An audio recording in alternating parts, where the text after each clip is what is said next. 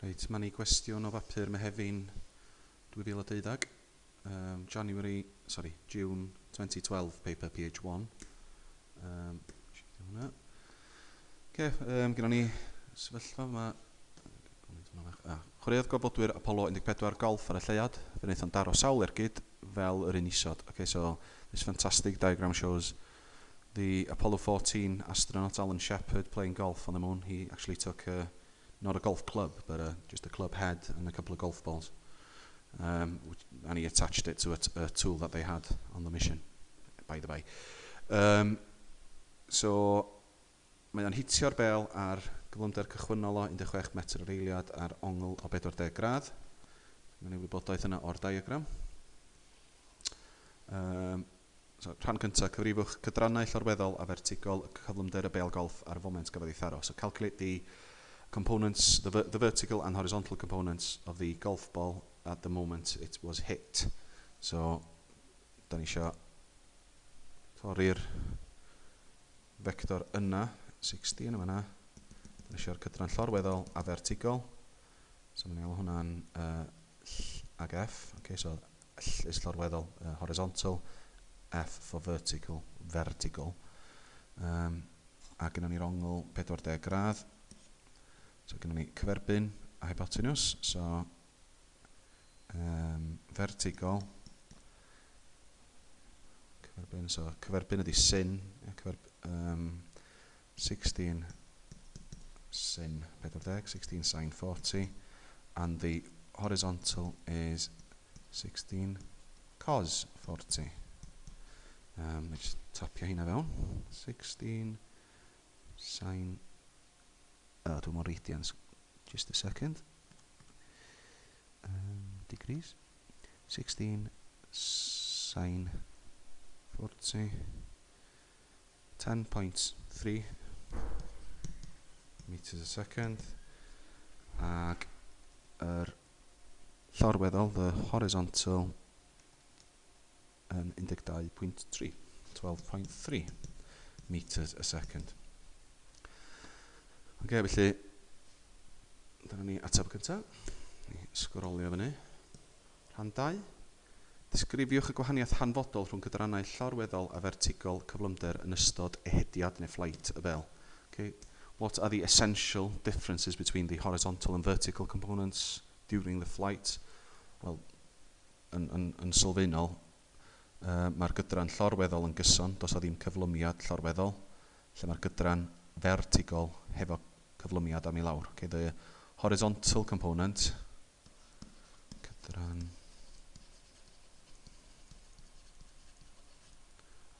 yn gyson, so the horizontal component is constant, and the vertical component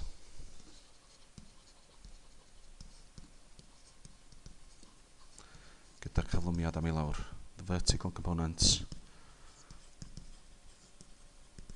has an acceleration downwards.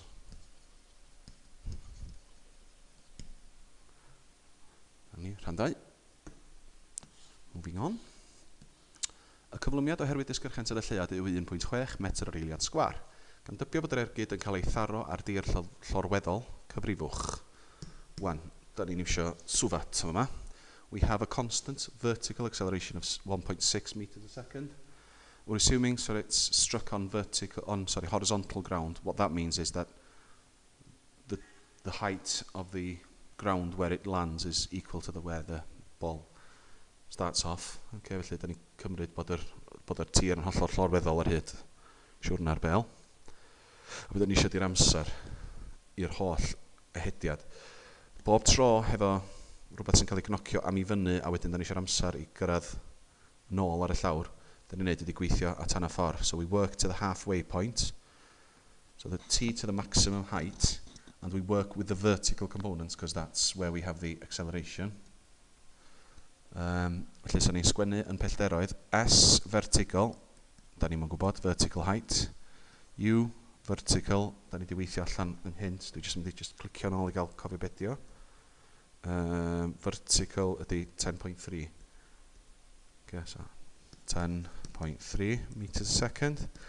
Ar y pwynt hanner vertical, ar y pwynt hanner ffordd, the halfway point here, the vertical velocity is 0, because it's moving up to the highest point and then coming down. Felly, mae'r cyflymder vertical yn 0.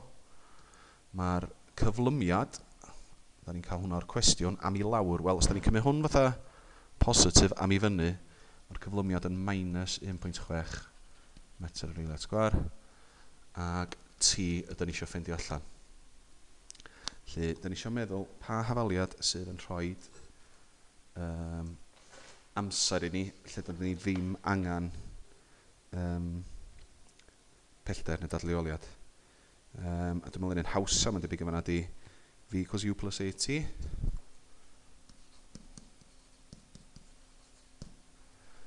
Ail drefnu, a mynd yn t equals v minus u dros a. Sut bynnag da chi'n mynd o cwmpas i ail drefnu.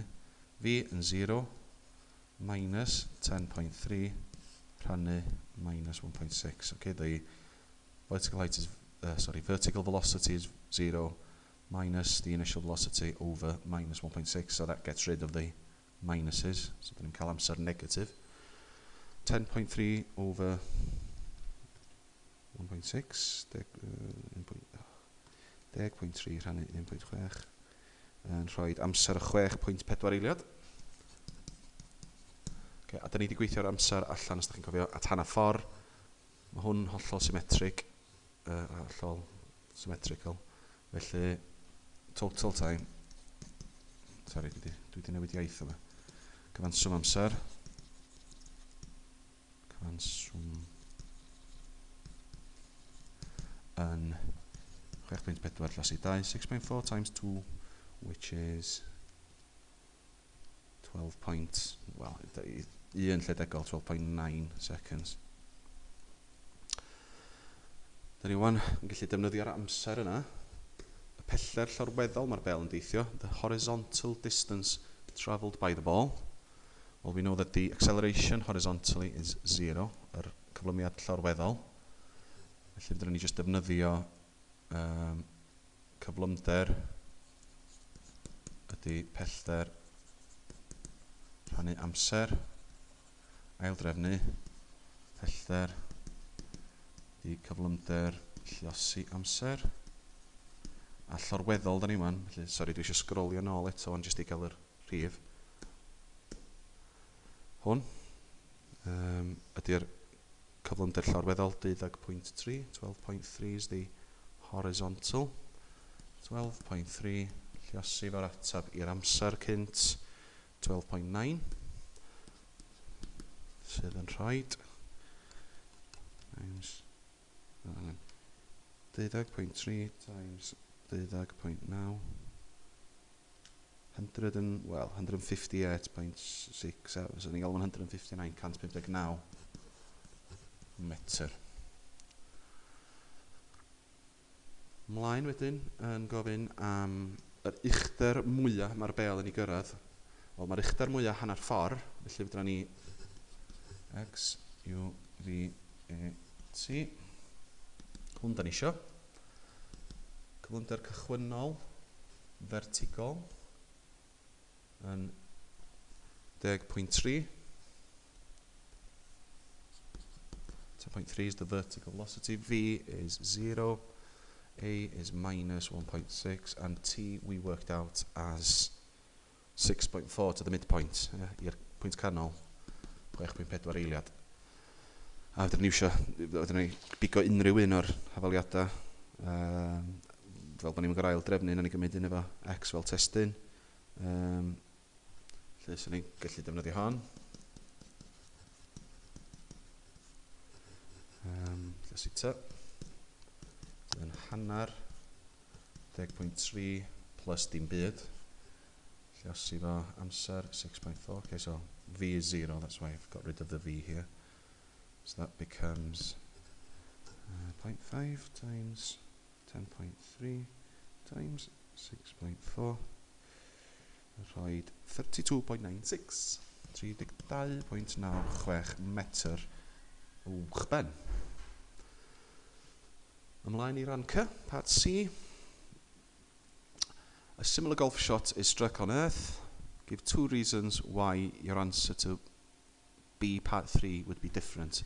Part 3 ydy'r uchder mwyaf mae'n gymryd, ie? O beth sy'n wahanol rhwng y lleuad a'r ddaear? 2 beth amlwg. Un peth ydy mae disgyrchiant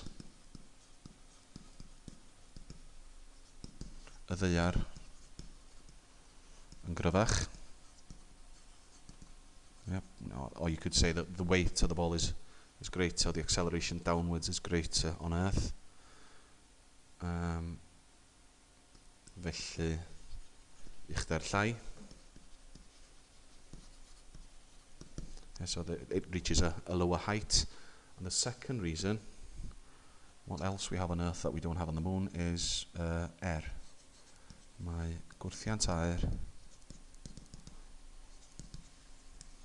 yn golygu nad yw'n cyrraedd mor uchel.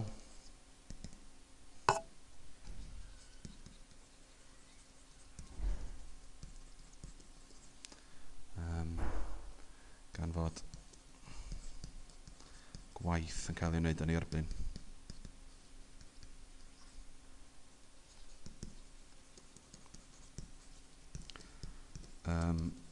Air resistance means that there's less energy available for the golf ball, so it won't reach as high since work is being done against its motion. The air is gaining some energy from the ball, striking the air molecules. Dyna ni.